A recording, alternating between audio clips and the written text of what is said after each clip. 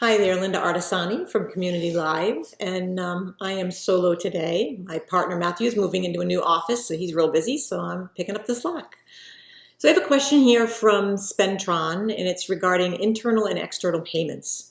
So basically, he or she said that they have an invoice for $9,000. They paid $6,000 from a linked account in their QuickBooks, and their boss paid the remaining $3,000 on the account. It's not linked to QuickBooks Online. How do I show that balance is being cleared off and the bill paid in full, basically?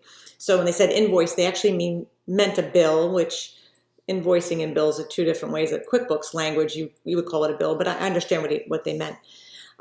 Basically, it's easy to show the first payment, right? So I'm going to show the scenario, and I would have a few questions actually to Spentron. So one question was, okay, the boss put in $3,000.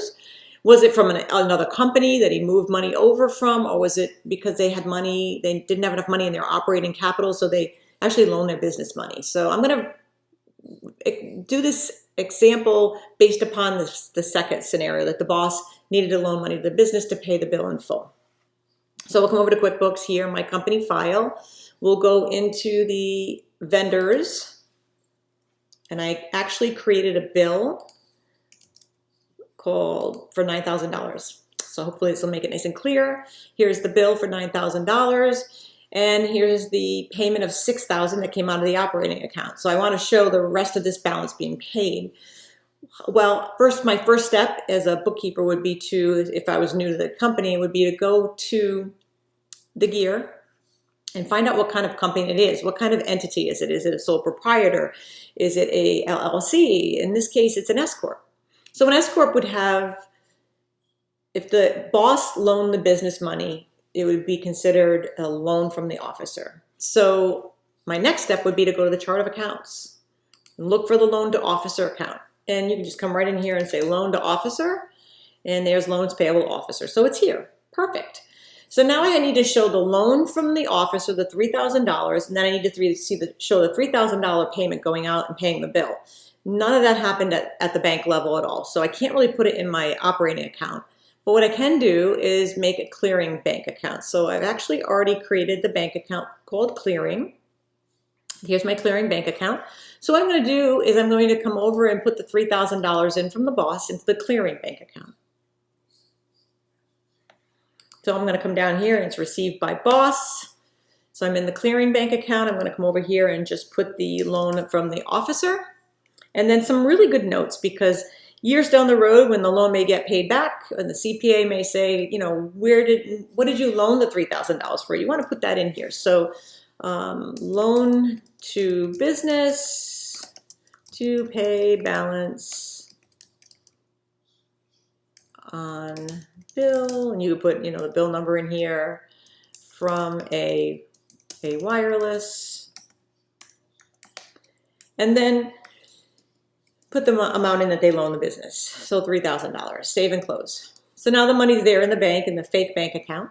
So now let's go back and pay the bill.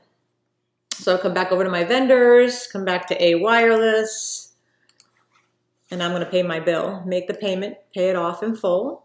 Now you have to make sure it says clearing bank account here. You don't want to put it through the operating, because it didn't actually, this whole transaction never happened at the operating level. So save and close, I paid my bill. So now I can come over to a report and see on my balance sheet if this is accurate. So I'm going to make sure that this is set to all dates, because I'm kind of putting this through in the future here in today's date. So I'm going to put all dates, run the report, take a peek at my clearing account, right? The balance should be zero. So there's the $3,000 in, the $3,000 out. That's perfect. Come down to the loan to officer. It should show that now the company owes the officer $3,000. Wonderful. So the last step in this particular scenario would be I'm going to reconcile my clearing account. So I'm going to select the clearing account here, and you just want to reconcile just to tidy it up. Hopefully this is a one-time event for you, but perhaps it's not. And just select all of the transactions. Balance is zero.